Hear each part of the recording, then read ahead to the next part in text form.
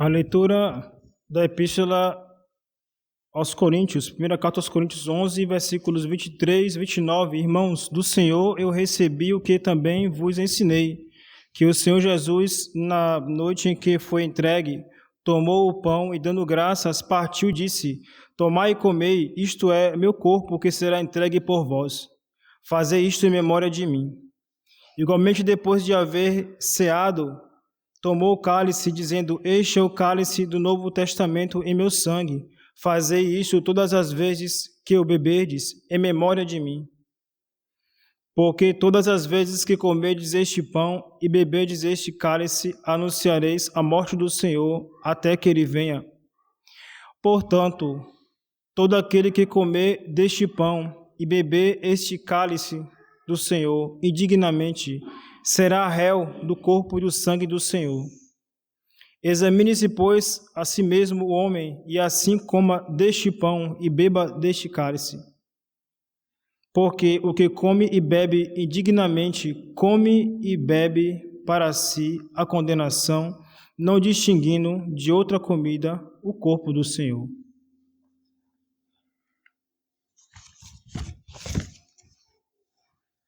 O Evangelho de São João, capítulo 6, versículos 56 e 59. Naquele tempo disse Jesus às multidões dos judeus: Minha carne é verdadeiramente comida e meu sangue é verdadeiramente bebida. Quem come a minha carne e bebe o meu sangue permanece em mim e eu nele.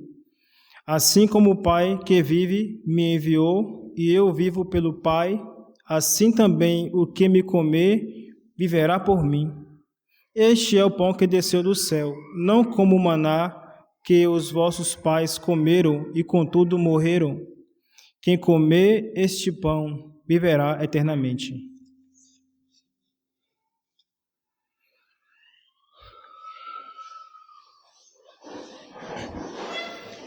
Peço atenção de todos alguns avisos.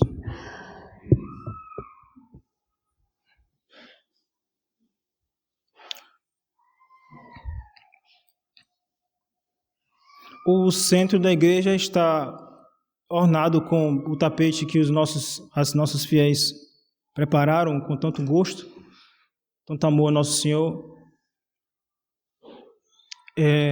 Peço, portanto, que sigam para poderem receber a comunhão, sigam o circuito seguinte. Entrem pela a fila, será uma fila única, a fila da comunhão, fila única. Entrando por esse lado dos que estão olhando para mim, lado esquerdo, nesse corredor esquerdo, ocupam a mesa da comunhão e depois, à medida que vão comungando, deverão se retirar pela direita. Digo direita dos que estão me olhando, correto? Então, para os que estão me olhando, deverão seguir a fila, fazendo a fila pelo corredor na lateral esquerda da igreja, ocupam a mesa da comunhão e depois se retiram pela direita. Espero que fique, acho que foi bem claro.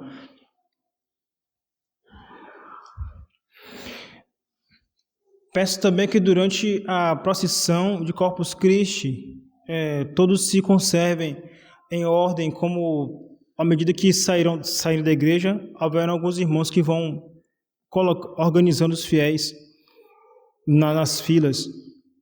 E aqueles que queiram tirar foto, por favor, se contenham. Já existe um dos nossos irmãos que fará isso, vai fazer fotos e filmagens e depois vai compartilhar com os interessados. Porque senão fica todo mundo quer tirar uma foto, quer filmar, é compreensível, mas acontece que vai fazer um tumulto, uma desordem, né? Aí boa parte vai ficar mais ocupado em tirar foto, filmar, do que tá louvando Nosso Senhor. E a procissão não vai ficar boa. Então, para manter a ordem, todos deverão conter-se nos seus lugares. E as filmagens e as fotos serão compartilhadas após a missa. Se ficarem, por um acaso, para poder facilitar, podem depois procurar o irmão Tomé, que ele pode explicar aos senhores como alcançar essas imagens, como alcançar essas fotos.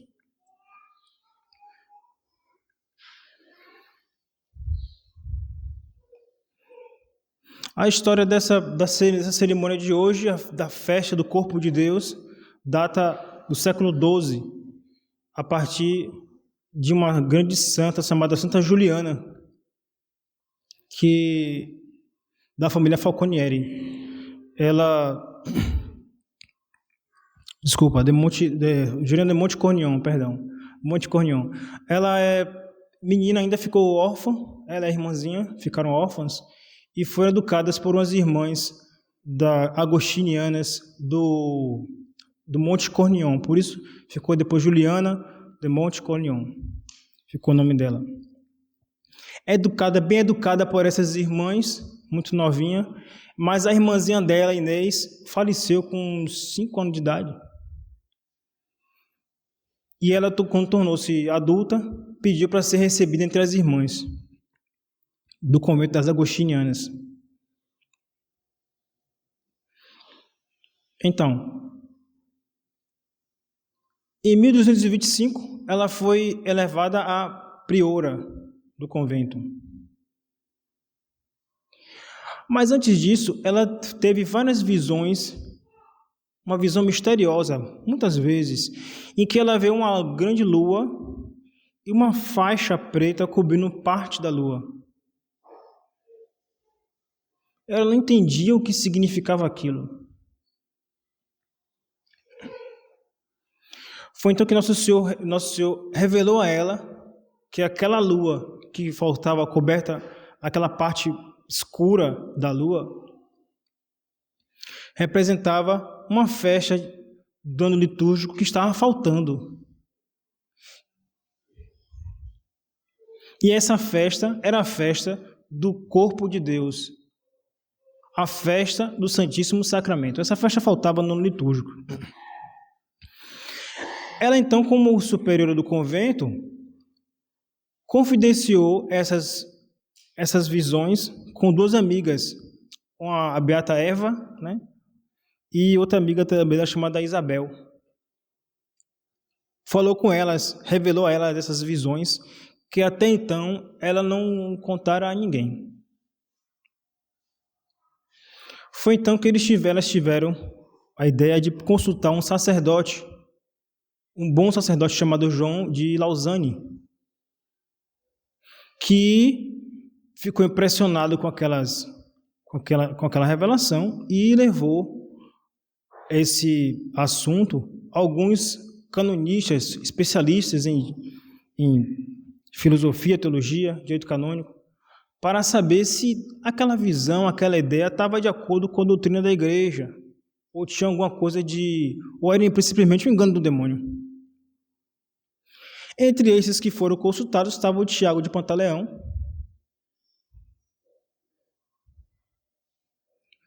o de São Caro e o chanceler da Universidade de Paris, que ficaram impressionados com aquela revelação e não só aprovaram, começaram a propagar essa devoção. Isso gerou uma série de situações, porque os bons sempre, né, acolhiam com bons olhos, né, aquela ideia da devoção ao Santíssimo Sacramento. Mas outros têm sempre os mal intencionados que achavam que aquilo era engano do demônio ou coisa mais grave, né? E passaram a acusar a santa de coisas gravíssimas.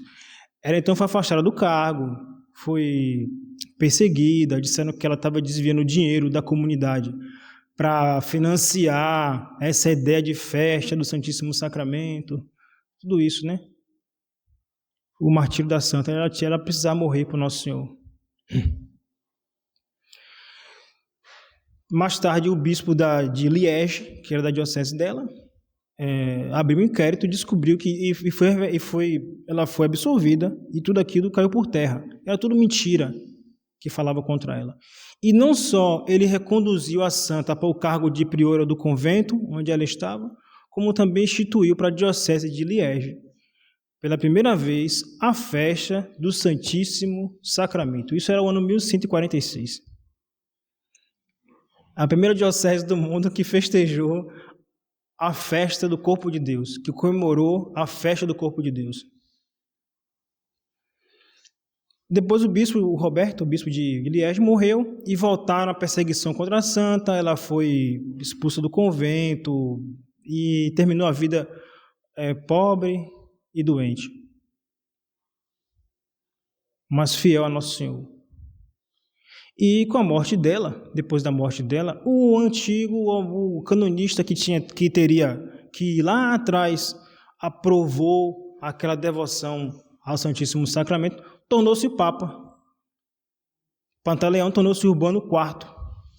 E a amiga dela, a bem-aventurada Eva, foi ao Papa lembrar do que a santa, que agora morta, né, revelou a ele. E ele lembrou daquela revelação. Então, ele instituiu a festa para toda a Igreja Universal. Mas ela só vai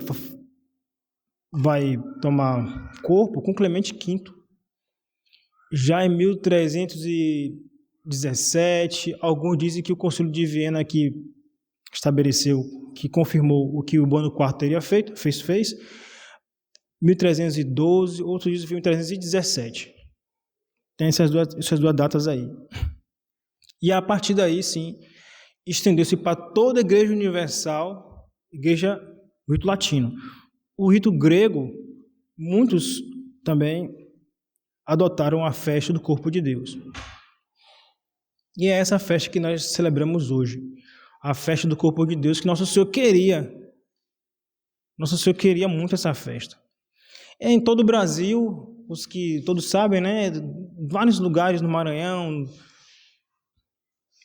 no Piauí, no Pará, em São Paulo, Rio, no sul do país, os 4 cantos, todos fazem seus tapetes bem adornados, com muito gosto. É uma tradição nossa, né? Na Europa também se faz. Na Europa também é feito também. E praticamente no mundo todo se fazem prestam homenagens de adoração, de amor, louvor a Nosso Senhor na Eucaristia, nesse dia de hoje. É um belíssimo dia. Dentre esses tantas histórias que acompanham essa festa de hoje, poderíamos contar aqui, passar o dia contando belíssimas histórias do Santíssimo Sacramento, neste dia de hoje, inclusive.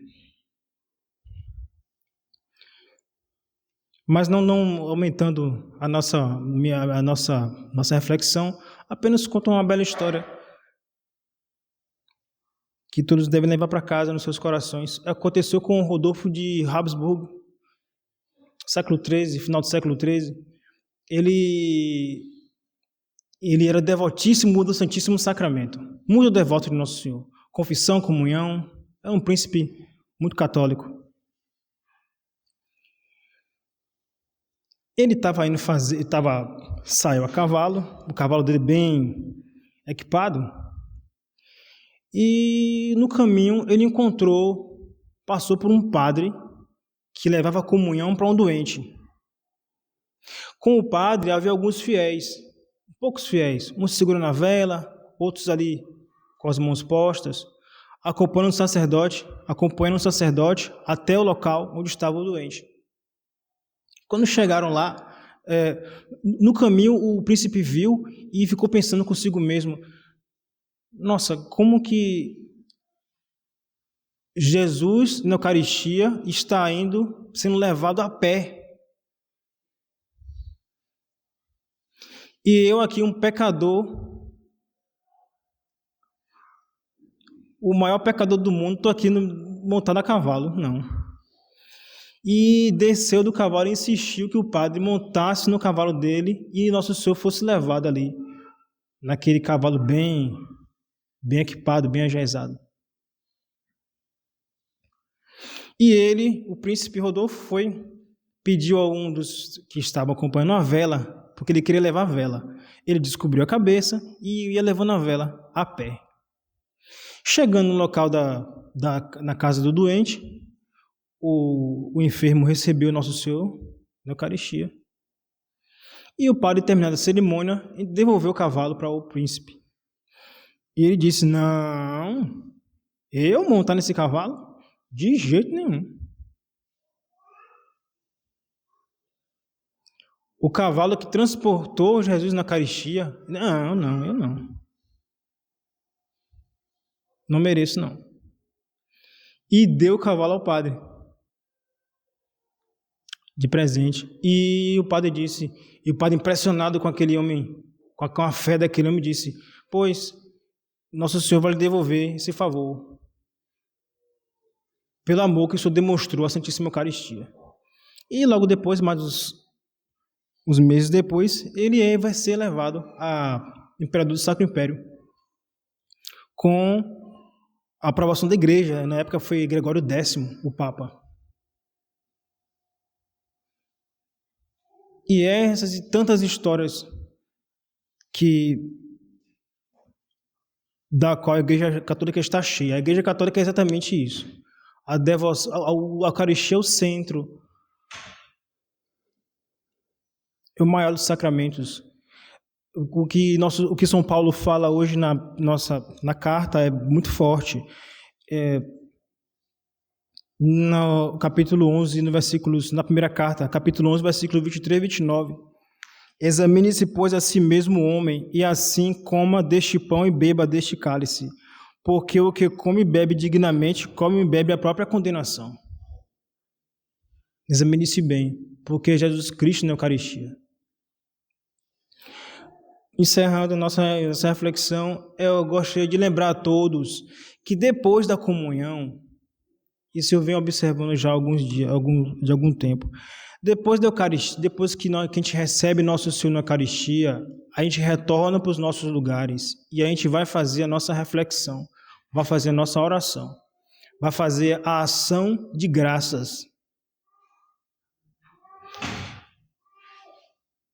Eu tenho observado que muitos, depois da comunhão, voltam para os seus locais, seu local de origem, e ficam sentados.